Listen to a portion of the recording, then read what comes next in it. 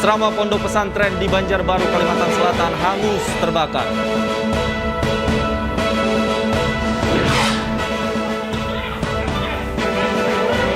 Pasangan suami istri pemilik kafe laporkan oknum Satpol PP ke polisi atas dugaan penganiayaan.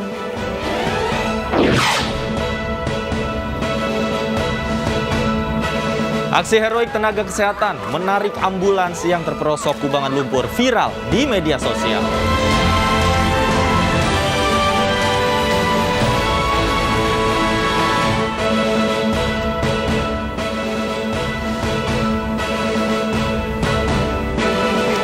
Halo, selamat sore pemirsa, demikian tadi berita pilihan iNews Sore bersama saya Davi Pratama dan rekan saya Syafaati Suryo yang akan bergantian menyampaikan informasi selama 2 jam ke depan. Ya, Syafa, kita memiliki informasi apa saja dalam iNews Sore hari ini, Syafa? Iya, Davi dan pemirsa, kita awali iNews Sore hari ini dengan informasi sebuah asrama pondok pesantren di Banjarbaru, Kalimantan Selatan hangus terbakar. Kebakaran terjadi saat seluruh santri sedang sholat subuh berjamaah di masjid. 3 sekali lah, 17 merajo, 2 unit merajo di TKM. Api berkobar menghanguskan asrama putra pesantren Al-Falah Putra, Banjarbaru, Kalimantan Selatan pagi tadi. Para santri yang sedang salat subuh di masjid langsung berupaya menyelamatkan barang berharga mereka dan memadamkan api dengan peralatan seadanya. Sejumlah mobil pemadam kebakaran kemudian datang ke lokasi. Dalam waktu 1 jam, api berhasil dipadamkan. Namun sebagian besar bangunan asrama ludes dilalap si jago merah. Jadi kejadiannya kebetulan semua santri sedang berada di masjid untuk sholat berjamaah. Jadi di sini ini santri itu sebelum jam 5, sebelum subuh sudah di musala, sudah di masjid. Jadi otomatis asrama itu kosong. Ketika konslet terjadi, tidak ada yang mengetahui. Penyebab kebakaran diduga akibat korsleting arus listrik. Tidak ada korban jiwa dalam peristiwa ini, namun kerugian ditaksir mencapai ratusan juta rupiah. Dari Banjarbaru, Kalimantan Selatan, Sairi, iNews melaporkan. Pemirsa, Gubernur DKI Jakarta Anies Baswedan meninjau titik penyekatan di Mampang, Jakarta Selatan. Melihat masih padatnya lalu lintas, Anies meminta pimpinan perusahaan ikut bertanggung jawab mengurangi mobilitas masyarakat.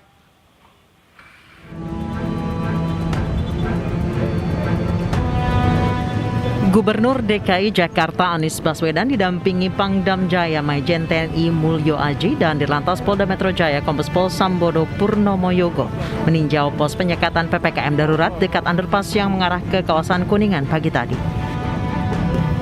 Di hari pertama pelaksanaan penambahan penyekatan di masa PPKM darurat masih terjadi kemacetan di sekitar Mampang. Kendaraan roda 2 maupun roda 4 masih memadati ruas jalan.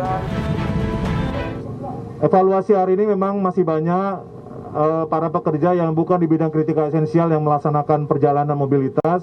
Tentu pelan-pelan kita berharap ada kesadaran tinggi, dan kami dibantu dengan Bapak Panglima, dibantu Bapak Gubernur akan terus melaksanakan ini sehingga kita berharap mobilitas di Jakarta bisa menurun dan tujuan akhirnya menurunkan angka COVID di Jakarta bisa tercapai. Masih tingginya mobilitas warga di tengah pemberlakuan PPKM darurat, Anies Baswedan meminta pimpinan perusahaan ikut bertanggung jawab mengurangi mobilitas masyarakat. Anies meminta pimpinan perusahaan untuk menaati aturan mengenai pembatasan atau persentase para pekerja yang masuk kantor. Jadi pada para pimpinan perusahaan supaya irit di dalam mengeluarkan surat keterangan bekerja untuk karyawannya. Jangan sampai karyawan-karyawan ini sesungguhnya bisa bekerja di rumah, tetapi kebijakan perusahaan mengharuskan mereka bekerja di kantor atau di tempat kerja, maka terjadilah mobilitas yang tetap tinggi. Polda Metro Jaya menambah titik penyekatan di batas kota, ruas jalan dalam kota hingga ruas jalan penyangga menuju Jakarta dari 63 titik menjadi 100 titik. Hal ini disebabkan naiknya mobilitas warga di pekan kedua pemberlakuan PPKM darurat. Dari Jakarta, Bunga Cinka, Nanda Gautama, Sugi Cahyadi, iNews melaporkan. Hari ini Polda Metro Jaya menambah penyekatan di Jakarta dan sekitarnya agar penerapan PPKM darurat berjalan maksimal. Total titik penyekatan menjadi 100, meliputi ruas jalan, gerbang tol hingga perbatasan daerah.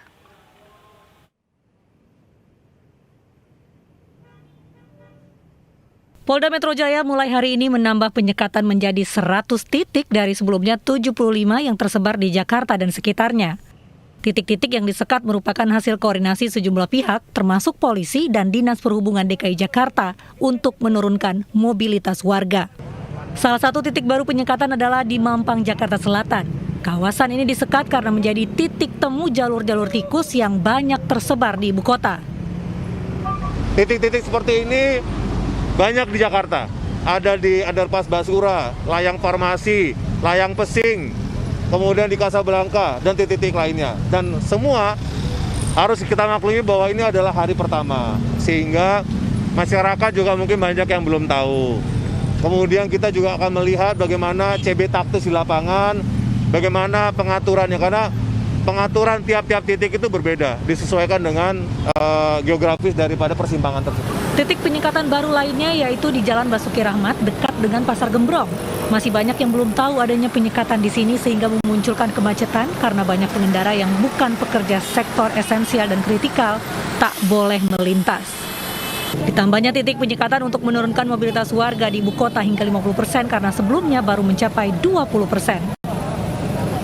Polisi memberi waktu bagi pekerja sektor esensial dan kritikal untuk melewati penyekatan pada pukul 6 hingga 10 dengan membawa surat keterangan. Sementara jalan akan ditutup pada pukul 10 hingga 22 waktu Indonesia Barat dan hanya boleh dilewati petugas kesehatan, TNI Polri dan kendaraan darurat. Tim Liputan iNews melaporkan. Pemirsa, hingga saat ini penyekatan masih dilakukan di beberapa titik. Dan untuk mengetahui kondisi terkini penyekatan, sudah bergabung bersama kami ada Mahathir Muhammad di Jalan Basuki Rahmat, Jakarta Timur, dan juga Nadia Raisa di Mampang, Jakarta Selatan. Kita ke Mahathir terlebih dahulu. Mahathir, seperti apa situasi di Jalan Basuki Rahmat sore hari ini? Ya, Syafa, untuk situasi terkini di Jalan Basuki Rahmat atau Underpass Basuki Rahmat atau Basura, saat ini memang masih terjadi kemacetan dan juga antrian kendaraan dari 1 hingga 2 km. Juru kamera kami, Tommy Hadikusuma, akan menunjukkan di belakang kami bagaimana tuh antrian dan juga bagaimana proses dari warga yang akan melintas menuju arah Jakarta melalui Underpass Basura. Ini diminta untuk bisa mengambil kiri. Kalau saat ini di layar kaca Anda dapat dilihat mungkin dibuka sesaat. Kalau dibuka seperti ini karena memang ada kendaraan darurat yang berada di belakangnya. Kalau tadi kejadian sebelumnya ada mobil ambulans yang membawa jenazah, tadi harus melintas dan harus menggunakan Underpass Basura sehingga kendaraan di depannya dilonggarkan sedikit terlebih dahulu sehingga kendaraan di belakang atau ambulans atau mobil atau kendaraan darurat lainnya yang memang membutuhkan jalur lebih cepat bisa sedikit lebih lega atau lewat lebih cepat untuk melewati Underpass Basura. Namun kalau tadi sebelum dibuka seperti ini posisinya memang kemacetan cukup terjadi, bahkan masih banyak juga pengendara motor yang masih berusaha memberikan alasan dan memberikan argumen kepada pihak TNI, Polri dan juga Satpol PP dan juga Dinas Perhubungan. Juga tadi ada juga kendaraan seperti mobil yang juga terus memberikan argumen dan juga menunjukkan surat STRP atau surat jalan mereka yang mereka tunjukkan kepada petugas sehingga mereka kalau memang tidak esensial langsung diarahkan ke kiri ke arah Cawang di sisi kami saat ini menjelaskan atau ke arah kanan ke arah Ragunan. Ini rata-rata memang kalau ketika kami tanyakan Bapak dari mana, arah Bekasi atau arah BKT. Kenapa dari arah Bekasi? Karena dari Kalimalang mereka sudah disekat. Di Kalimalang mereka langsung berbelok kanan ke arah BKT, hanya lurus tinggal mengarah ke Pasar Gembrong atau Basura ini. Namun di Basura sudah ditutup juga sehingga mereka harus kembali lagi ke arah Cawang dan nanti kembali lagi ke Kalimalang seperti itu. Dan bukan hanya di Basura saja yang terus dilakukan penyekatan hingga sore hari ini, ada juga di Mampang Perapatan, Jakarta Selatan. Ada rekan kami Nadia Raisa. Nah, dia apakah memang masih ada penyekatan di Mampang Perapatan? Silakan dengan laporan Anda. Terima kasih Mahathir.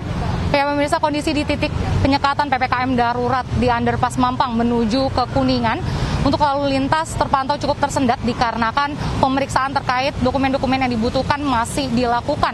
Namun tidak menimbulkan kemacetan sepanjang pada pagi hari tadi di mana kemacetan mengular hingga 4 km dimulai dari Jalan Warung Buncit. Sementara itu untuk arah sebaliknya dari arah Kuningan menuju ke Mampang tidak dilakukan penyekatan, hanya di titik ini saja yaitu di Underpass Mampang menuju ke tepatnya Menteng, Setiabudi dan juga Semanggi, di mana penyekatan dilakukan dari pukul 6 pagi hingga pukul 10 malam, di mana dari pukul 6 hingga 10 pagi pekerja di sektor esensial dan juga kritikal diperbolehkan untuk melintas dengan menunjukkan surat tanda registrasi pekerja atau STRP. Sementara itu di atas pukul 10 pagi pemeriksaan dilakukan lebih ketat lagi, di mana yang dapat melintas hanyalah mereka yang bekerja di tenaga kesehatan, lalu TNI dan juga Polri, ataupun mereka yang memiliki kepentingan-kepentingan darurat, seperti misalnya tadi juga ada ambulans yang diperbolehkan untuk melintas. Sementara itu untuk masyarakat yang tidak memiliki kepentingan, mereka ingin melintasi underpass ini sudah tidak diperbolehkan, dan apalagi jika mereka tidak dapat menunjukkan surat-surat yang dibutuhkan, mereka diminta untuk lurus terus diarahkan ke tendean dan juga Blok M. Memang titik ini merupakan salah satu titik penyekatan baru yang bertujuan untuk menurunkan mobilitas warga agar angka penularan COVID-19 pun bisa semakin rendah. Ya, kembali ke studio, Syafa. Ya, terima kasih Nadia Raisa langsung dari kawasan Mampang, Jakarta Selatan. Sebelumnya ada Mahathir Muhammad dari Jalan Basuki Rahmat, Jakarta Timur. Selamat bertugas kembali rekan-rekan. Kita ke informasi selanjutnya, pemirsa. Polisi merilis pemain harga oksigen yang ditangkap. Pelaku menaikkan harga oksigen hingga 2 kali lipat. Wakapolres AKBP Setio Kusheriatno menyebut ada 2 pelaku yang menaikkan harga oksigen hingga 2 kali lipat. Polisi juga menyita barang bukti oksigen di kawasan Mangga 2, Glodok, Jakarta.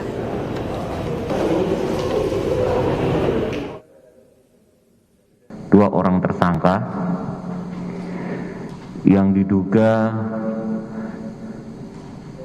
menjual tabung oksigen dan regulator di atas harga normal, yang mana pemerintah sudah melarang untuk pelaku usaha mengambil kesempatan dalam situasi PPKM darurat ini.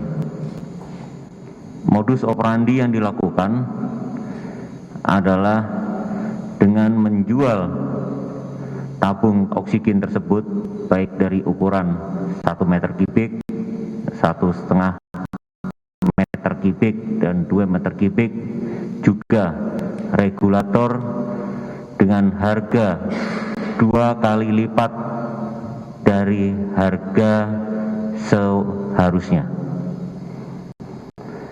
TKP kita amankan di kawasan Mangga 2, Harko, Glodok. Pasangan suami istri pemilik kafe laporkan oknum Satpol PP ke polisi atas dugaan penganiayaan. Informasinya akan disampaikan oleh rekan saya Davi Pratama usai jeda. Tetaplah bersama kami.